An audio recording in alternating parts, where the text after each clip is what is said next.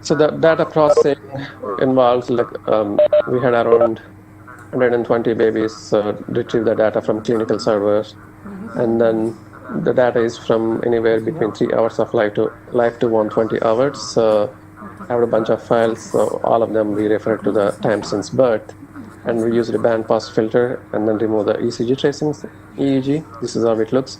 So there are still some artifacts. So we came up with a method using the standard deviation and amplitude-based methods to identify those artifacts and remove from the signals, and then finally calculate the power spectrum. So we considered, so we have almost 120 hours of data. We considered 10 minutes of chunks. So this is an example of power spectrum of electrode C3, which is here. These babies are actually the injury around this region. So the electrodes C3, C4 and the tidal region electrodes P3, P4 actually reflect the activity from this injury. And then we could divide this power spectrum into multiple frequency bands like delta, theta, and alpha and beta. But we focused on the delta only because these babies usually produce a very low frequency signals with a high amplitude, because they don't have the myelin sheath developed well. So almost 90% of the power in the delta range compared to total power. So coming to the population, we had 77 babies with a moderate at the time of the birth, and then 18 of them severe. Then when we did with the MRI, around 7 to 10 days of life, so the 80%, around 81% of the babies, this hypothermia treatment helped, and then for 14 of them didn't help. Whereas in the severe outcome, so for 22% of the baby, the treatment helped, but for the rest of them, it didn't help. So we compared the power from, this is an example from the tidal electrode P3. So the blue is for favorable outcome from this group, and then red is from the adverse outcome, it's like MRI. So we compared the power starting from, so this is from 9 to 12 hours, this is 12 to 15 hours, around 105 hours. This time, the first 72 hours is a hypothermia, and then rewarming is 6 hours, and the normothermia is 24 hours. So this time, they don't have any cold blanket or rewarming, they just regular monitoring. So the EEG delta power is able to distinguish these outcome groups. So our thing okay, maybe we don't have to wait all the way until 7 or 10 days of life to get MRI to identify the injury. So maybe we can identify the injury as early as 9 hours of life. For example, here we compared this for all the 11 electrodes using the ROC analysis.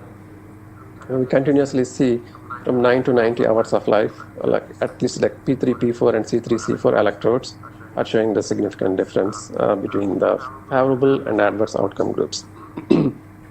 Well, so as engineers, so we do this. Then when we take these results to the doctors, the question we may get, okay, how can I use this in clinic?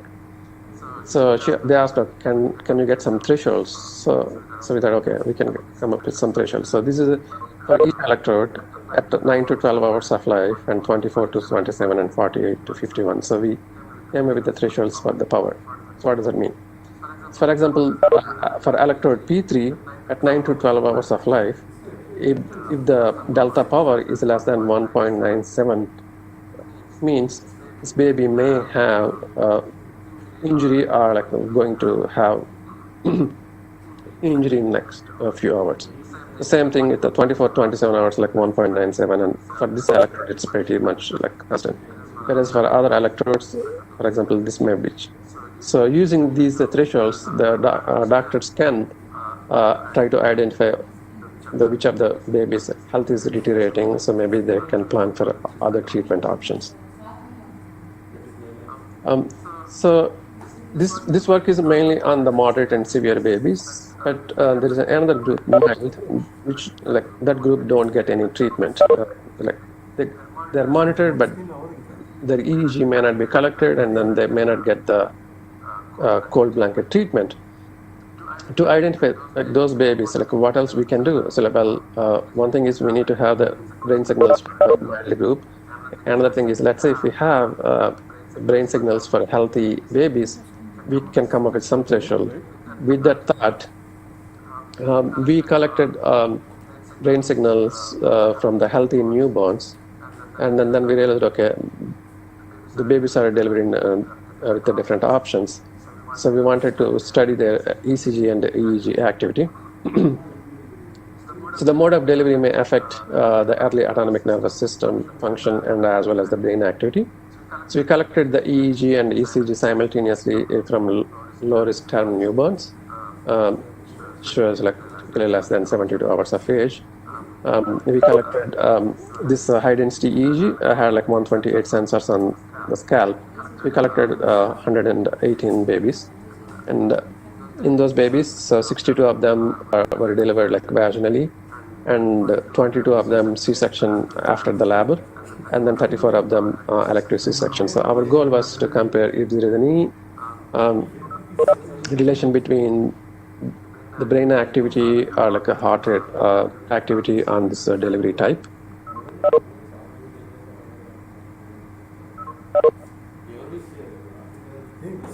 So this is the high density look like. So for example, this is the 5 seconds of EEG, and we had 128 electrodes. You can see some of these electrodes have like high amplitudes. To detect those electrodes with artifacts, we try to develop an artifact mask. So this is an activity for almost like an hour. So for example, here, this particular electrode is bad pretty much most of the time, and then this is like after halfway through. And this particular time, the baby was moving, so using this artifact mask, so we were able to the data sets at that particular instance. And then using the heart rate, we try to identify the quiet and active states. And this is the power spectrum look like, because we used a notch filter from 58 to 62, so we have like less amplitude. And here is another example of harmonics of 60 cycle at like 120 hertz. Anyway, our data analysis window was delta, theta, alpha, and beta and gamma. We also looked at the connectivity index for functional connectivity. That in quiet state, brain activity may be very coherent in across the region, so we expect to see higher connectivity index for the quiet compared to the active.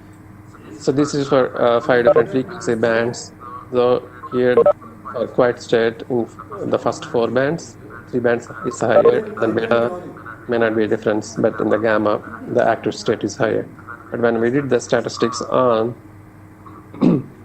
the absolute power and relative power, so the only relative power in the gamma was significantly different across these delivery modes, and we didn't see any difference in the connectivity index. So from this study, so we thought, okay, we could use the delta power values for certain electrodes, when maybe we can set as a thresholds when we work with babies with a brain injury. For example, this study, we collected the EEG and ECG for an hour. If we have to take this equipment for rent, so which may cost around like $200, and then the people who collect the data, it may take like at least a couple of hours of like half an hour of preparation and 1 hour of data collection, and then a half an hour like data collection is done. So it may cost like maybe $500 to $700. But whereas in the ICUs, so there may be several physiological signals, ECG, blood pressure, respiratory, CO2, and then maybe like several vital signs are collected throughout the time. The hospital where I worked earlier, so we had 3 different ICUs. So neonatal ICU, cardiac ICU, and pediatric ICU. And then all of them together are like 150 beds. All these 150 beds, we have like a lot of physiological signals and vital signs are coming. Mainly they're done for the clinical purpose, but with that we can use for research as well. To download the data for 1 hour of ECG, it takes maybe like, to download it may take like 5 minutes. Let's say if we want all the like 150 beds and all the physiological signals and vital signs, which may take like weeks. Then we thought, okay, maybe we can come up with the software and then try to pull all the data in like in one shot. Then I spent a lot of time developing, because as engineers we know the value, like how to. It's always difficult to get some clinical data, but the data is available here. So I developed a software that pulls the data from all these three ICUs, and then all the physiological signals and vital signs, and then arrange them and based on the bed labels, and then actually the data is saved in primary server, and then they copied in secondary server. So we had access to the secondary server. So using the software, so I was able to pull all the data sets from all the beds within like an hour. So that's a lot of data. If you're a research scholar planning to work on the physiological signal processing, this might be one area to explore with hospitals. In my current job, in the neurosurgery, work with patients with the seizures. So the seizures caused due to excess electrical activity in the brain. So the symptoms may include sudden falls, staring at or loss of consciousness. At some point, like the medicines may not help these patients, so they may have to go for a surgery to place electrodes like this. So this is an invasive EEG to look at seizures. So this is a very they might have to open the skull and then put these electrodes, and then patients have to stay in the hospital for a few weeks, and it's a very painful process. So in recent times, there is another option is insert these wires inside the brain. So whenever we do the MRI, it looks like this.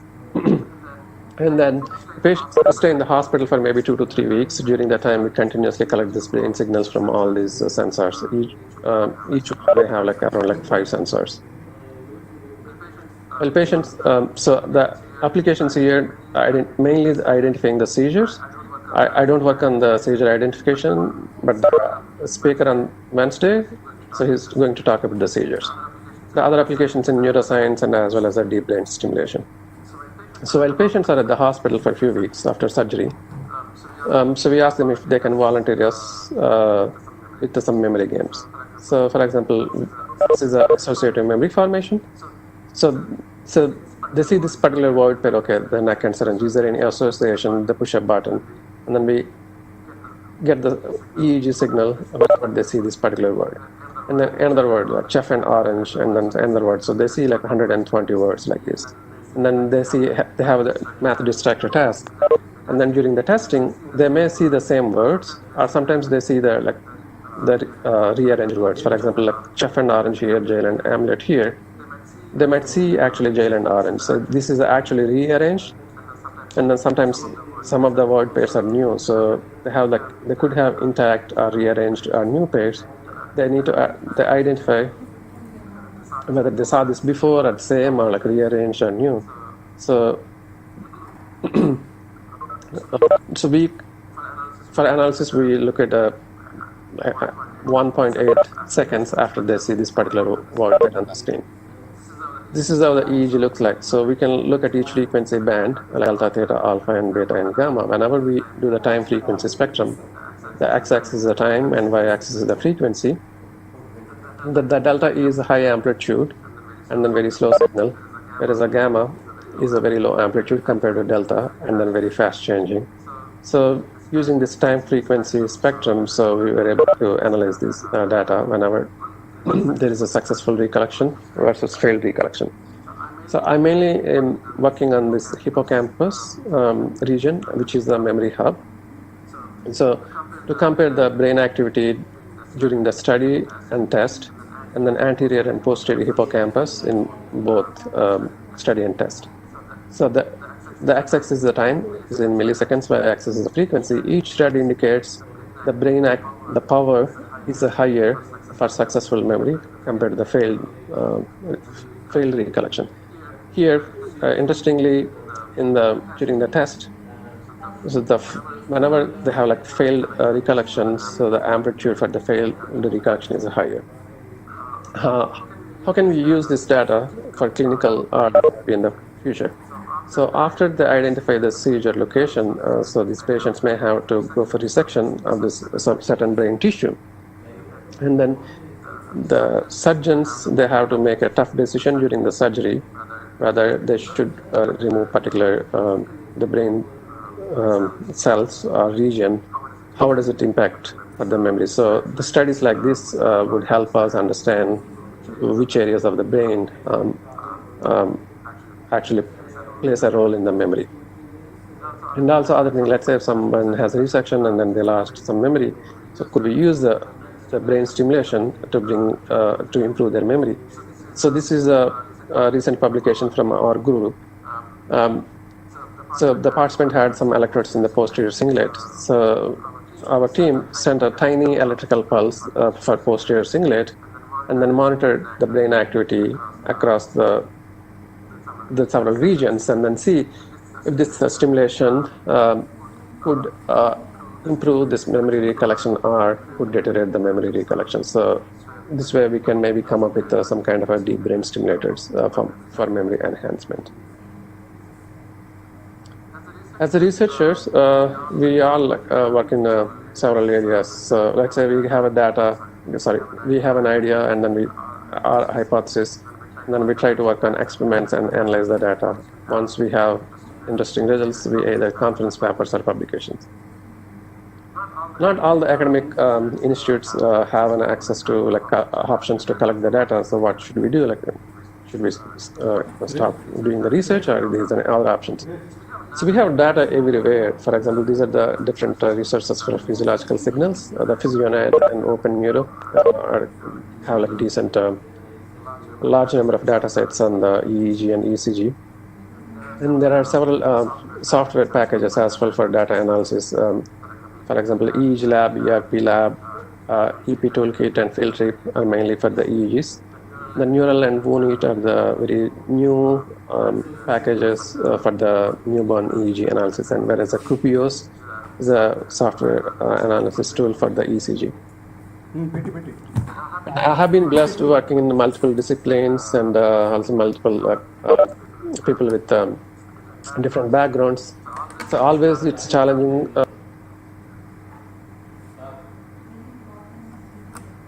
So it's from both sides, it takes a lot of time and effort. Because we know the technology or we know the tools, they have the problem, so they need the tools, and then so it's always a great opportunity for engineers to work with doctors. Last but not least, so I also thank our research participants and families. Without their help, we can't do anything. Sometimes whenever we develop any technology or tools, it works well in our lab. Whenever we take the ICU or any hospital, so we see real challenges. And also whenever we use this technology with the patients, sometimes they teach us a lot. With that, I conclude my talk with my favorite quote. So research is to see what everybody else seen. So maybe we can get this from reading a lot of papers. And from that, we have to think what nobody else has thought and come up with something new so that we can be successful in our research. At this time, I can take questions. So if you have any questions, you can maybe send a message on a ResearchGate. I think I can take questions now. Dr. Srinivas? Yes. People are giving very good comments. Very nice comments. Thank you. First of all, I want to thank all the participants for their patience with the audio challenges. Because people are giving very nice information, sir. Nice information. It's very nice information. So it's very good. Thank you. Actually, because one of our colleagues is asking that these challenges we can implement in our India, in any lab. What are the challenges we will face in India if we choose this research to start research in India?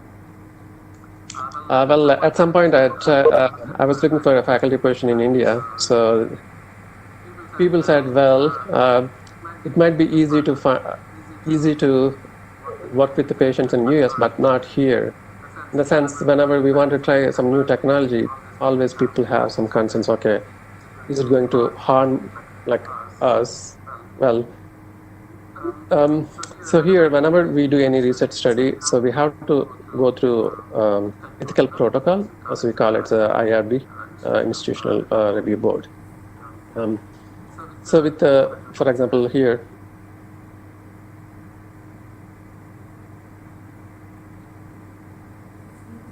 so for example, here work on experiment. So let's say I want a particular EEG data from a patient.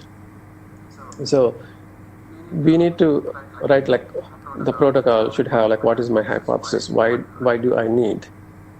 And then is there any side effects for the patients when I use this technology?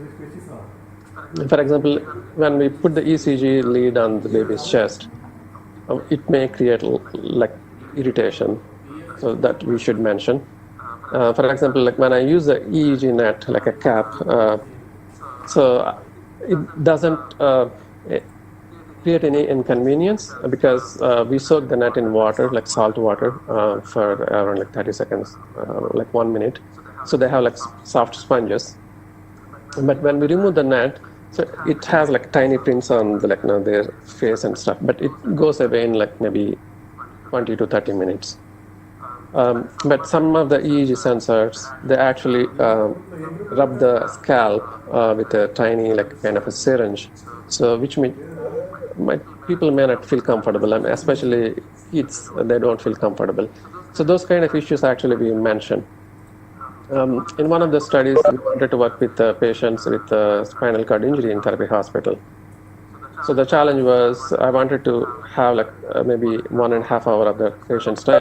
But whenever I submitted IRB protocol, they said, well, it's hard to get 1.5 hour time of these patients because they have a therapy every 45 minutes and then they have a break like 45 minutes. So those are kind of things we face here. So whenever we have any studies, so we have to go through this ethical board, and then the next thing is the patients.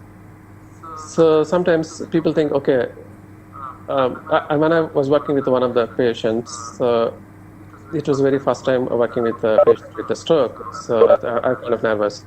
So she said, well, don't worry, you do whatever you need to do. I know, whatever you're doing, the research, it may not help me, but it may help someone else in the future. So that's why I'm helping you. So if people have this kind of attitude, it is easy for us. So it may take a time. I think that might be the main challenge in India. So people should have like maybe open mind to be a participant in the research. Sorry, that's a long explanation. I hope it makes sense. So people are giving very good feedback, very excellent presentation. Actually, we got very good opportunity participants because Dr. Srinivas Kota, is a highly expensive this research, very good research in the brain signal processing. He studied in psychology also. Actually, he studied Bachelor of Engineering in Electronics and Communication Engineering, CRD College of Engineering, Eluru.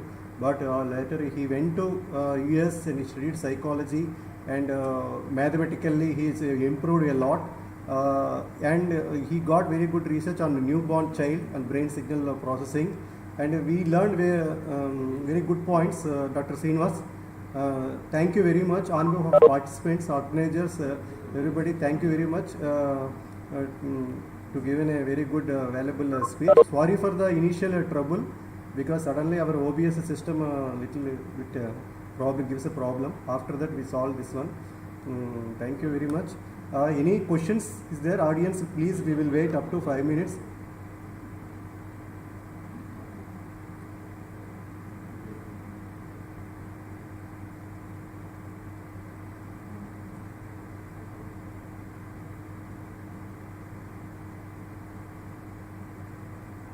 And Dr. Srinivas, sir, please wait, sir. Yes. I'm checking another question. Okay. Any questions are there? I'm checking.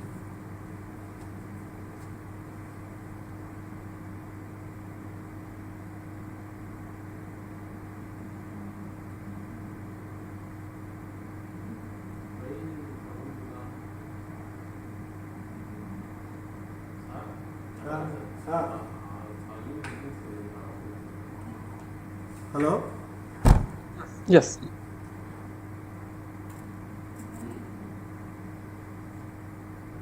Hello. Hello. There is no questions, Srinivas.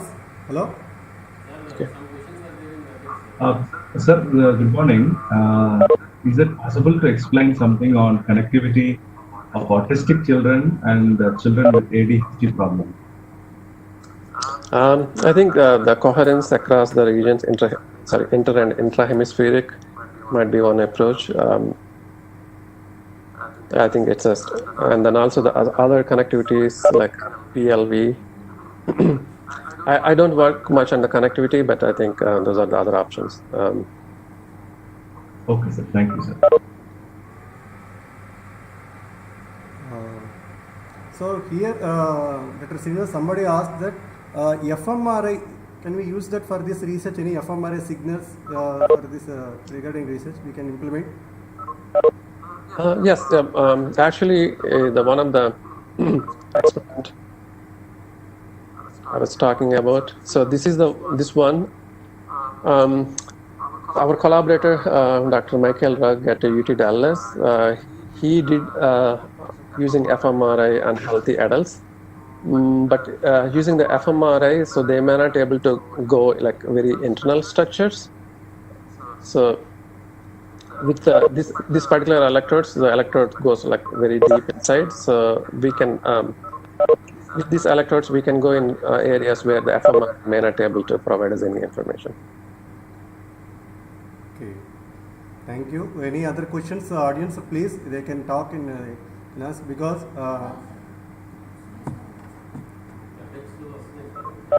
questions they are giving. Dr. Srinivas, they are giving questions in chat box. How do I see it? Sir, can we determine brain stocks in advance with these techniques? What brain? What? Brain stocks. Stroke? Stroke, I think. Brain stroke, I think. Stroke. Yeah, I think someone has the EEGs continuously, so they may able to identify the strokes. But I think usually stroke, it's very quick. I don't know if it has any early symptoms. But I mean, this can be done if they have like continuously monitored. But I mean, usually people don't do it continuous monitoring, so I think it's hard. They don't do continuous monitoring.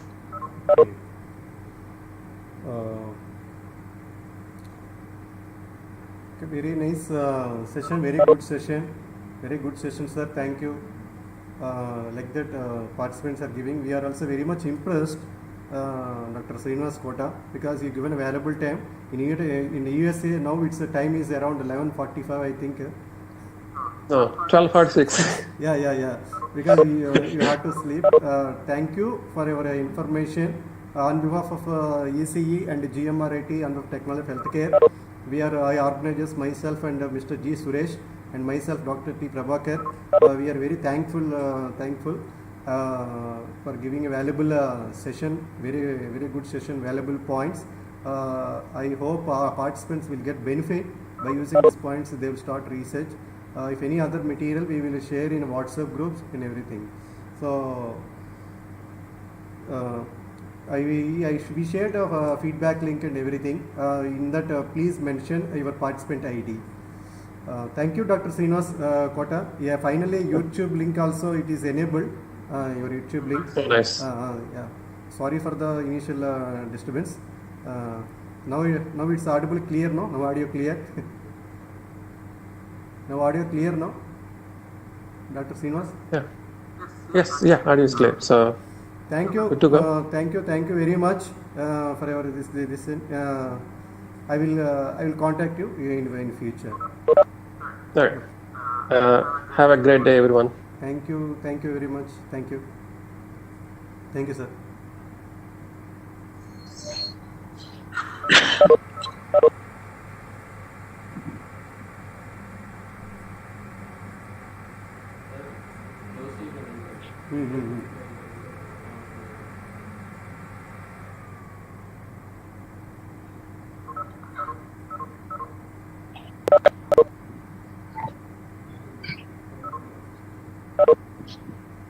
participants, we are given the feedback link in the chat box.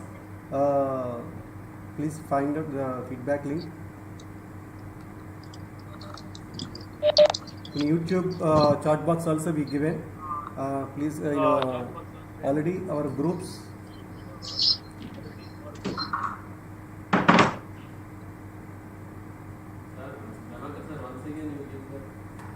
Huh?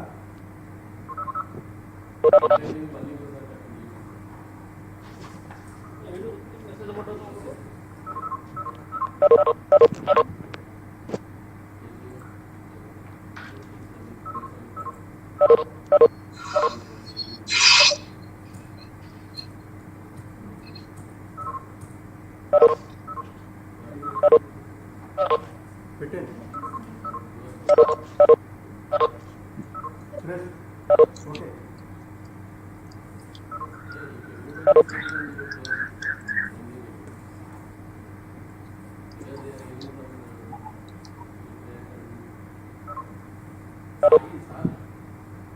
Hmm?